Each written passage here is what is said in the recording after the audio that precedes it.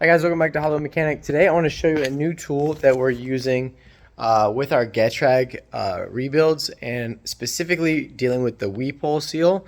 It's this little guy right here. It's very easy. You can make it yourself if you want. It's a very easy design. I'll kind of tell you a little bit about it. Okay, so basically what we're seeing a lot of is the weep hole seal. Everyone knows it. It's there's several weep holes on the gearbox, but it's this main one here toward the back center of the car, dripping. And as you can see, the fluid is coming through here from drains on either side of this bearing, and those drains are fed in there where that grease is. Let me just show you. I have one here apart, so you can see there's where that bearing goes, and you can see the little drain hole there that goes down and feeds into here. Now someone capped this one, and that doesn't let you know that you have a problem. So instead of leaking out, the clutch fluid's filling up this gearbox, overfilling it and causing other problems. But and as you can see, the bearing just comes right out over that little paper clip that holds it in place. So I've shown you in other videos how to repair it, but when you get to this stage right here and you're putting that case back on here, first of all, don't forget your O-ring up here. Of course, you already knew that. You got the manual that I linked to in my other videos. But what stands out to me the most and what's tripped me up are these detents right here. And these detents are interacting with a ball and a spring, very firm here in this case here, okay?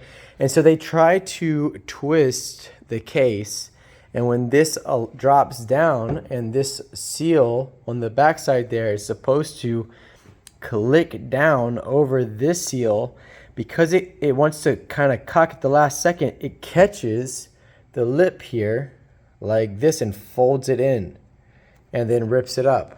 Don't want to believe me? I don't care. It happens.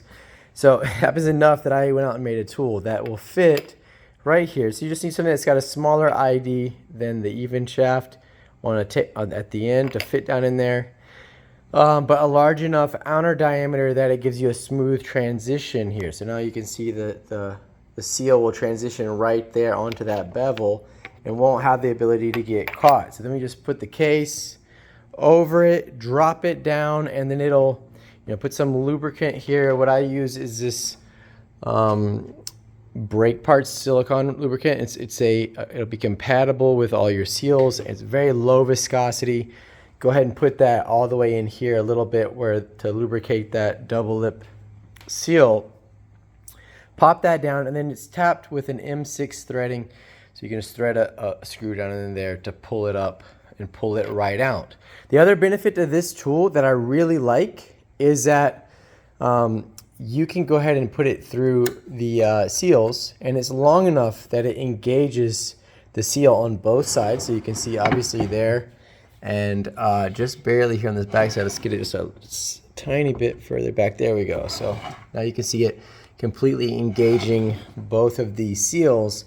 What I like about that is that then you can come over here and pressurize that seal area right here.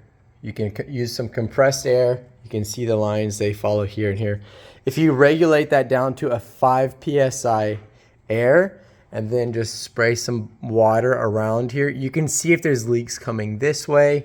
You can see if there's leaks coming out over here. And most importantly, you can see if there's any fluid or drips or bubbling coming out here. And that way you know you have fixed the problem, that you've installed the seals properly. These seals can be tricky. They are two pieces, so if you use a punch or a chisel to push them in place, you can see the back side here. There's a seam there between the inner seal and the outer seal. And if you mess that up and develop a leak, it's better to catch it now before you do all that work to put it back in the car. I've had this happen. I had it happen on 2 gearboxes in a row. I had them on this lift and this lift. I go start the car up. One of them's leaking as it's running. The other one's just leaking while it's sitting.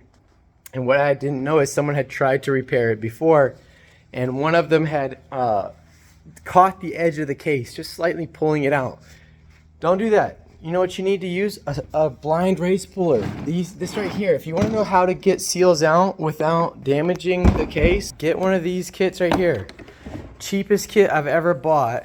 You just stick this through the seal, tighten this little rod right here, and it expands open. It opens up, opens this to various sizes, opens that up, and then use the little slide hammer or the puller, like the screw threaded puller, to pull the seal out, and you'll never damage that. They had nicked it just a tiny bit, and it allowed the clutch fluid to seep underneath the seal and drip. And so I had to take both of those gearboxes all the way back out, drain all the fluids, get them out, get them torn apart, all the way down to this stage. As you can imagine, is very time consuming. I think I wasted like 40 hours on each of those fixing just that seal. And if I'd have had this there, easily could have tested it, pull it right out of there, the next shaft.